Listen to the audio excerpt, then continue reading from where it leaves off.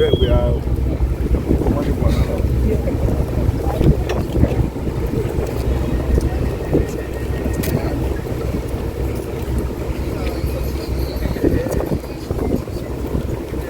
Hello?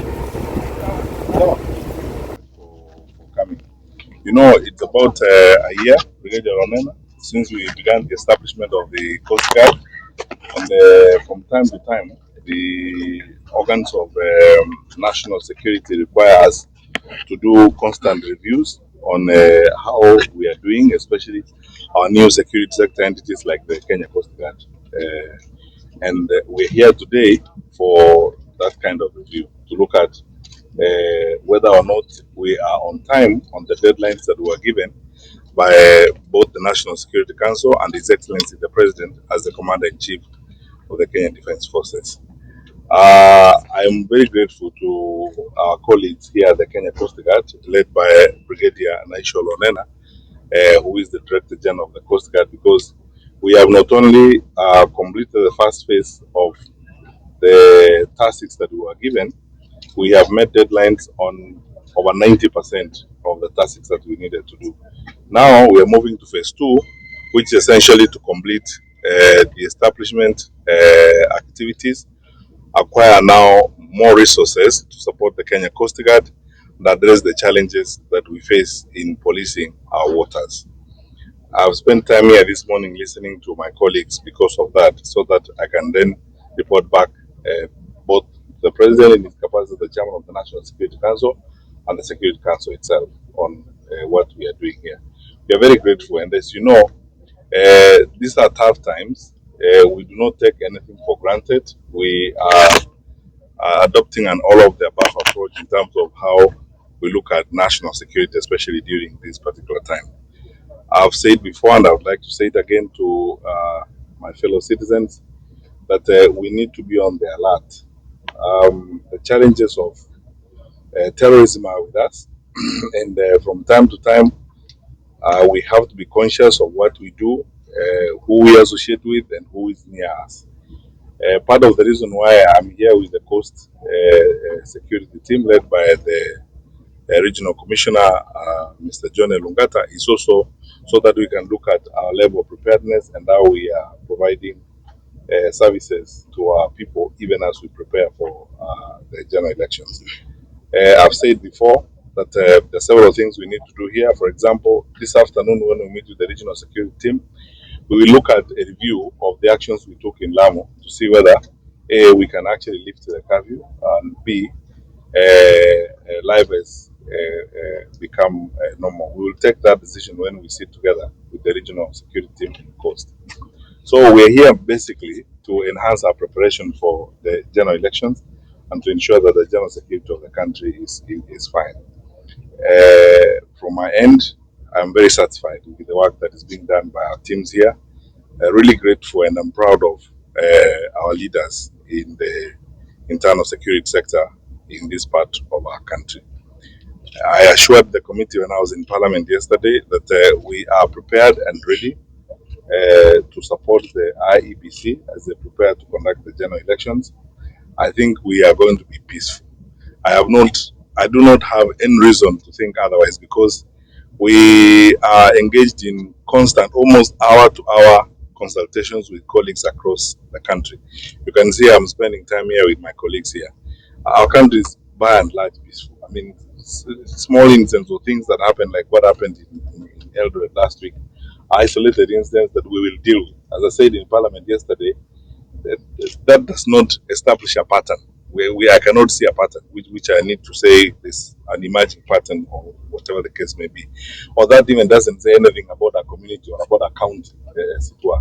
So it's an incident that happened that we are dealing with, and I'm grateful that my colleagues in the police department are working hard on it. We're going on with the investigations, and then such incidents that come up, we'll investigate them, and we'll always go the direction investigations point us as we go. So all we do, as I have done before, is as responsible public servants, we ask our leaders, particularly the political class, to be very careful about their language, the tone of their conversation, their messaging, and how they address the public, to reduce any tensions and any possible opportunities for incitement, and also for them to refrain from some habits that may get us into problems, like this incessant madness. I don't know where it came from, of renting people, paying up people to go for meetings, hiring groups of people, and so on. And then it's now becoming almost like a business of sorts, as it were. You go into a meeting, you must look for people, give them money, transport people this way or that way, and so on, pay people up. And in most cases, these groups end up, colliding and having those. We can just have a plain, straightforward, honest, sincere conversation in the country while this campaign period is going on, and then we will choose our leaders. And then we will carry on with development, because when all is said and done, elections come and go. The country is here. The country will always be here. So the responsibility we have, all of us equally, to ensure that our country remains peaceful during this period of time. From our end, in the security sector, I can assure the country we are fine. I do not see any challenge.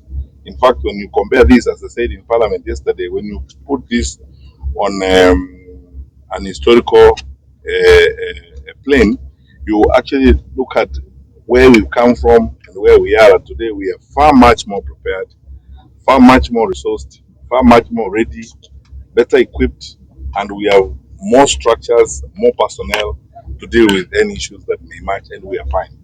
Thank you for now. We will talk sometime. And the team are waiting for me in a boardroom. It's not fair to keep it, because we're going to have another opportunity. Because tomorrow we are meeting with the county commissioners here and so on, and you will be with me. Whatever I'm not able to address now, I will very effectively address it after the meeting with the county commissioners tomorrow, as it were. That's how we actually met in the middle of a meeting. I'm in the middle of things that we are doing. So just pole pole kidogo tu, be patient. Tutakutana tena in the afternoon nama tomorrow morning tuongea hayo mengine. Thank you so much.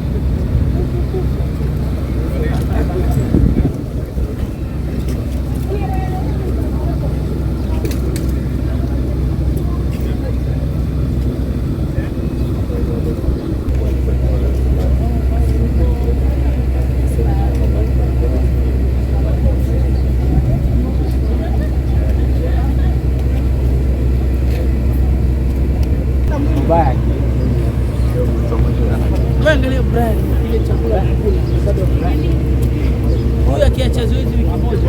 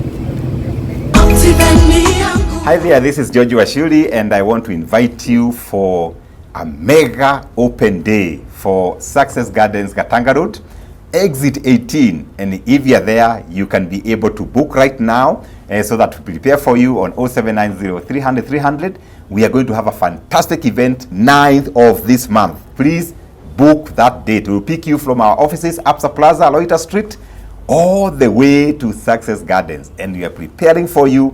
We are waiting for you. The best property now in the entire Thika Super Highway. It is Success Gardens. Come one, come all. Come with someone.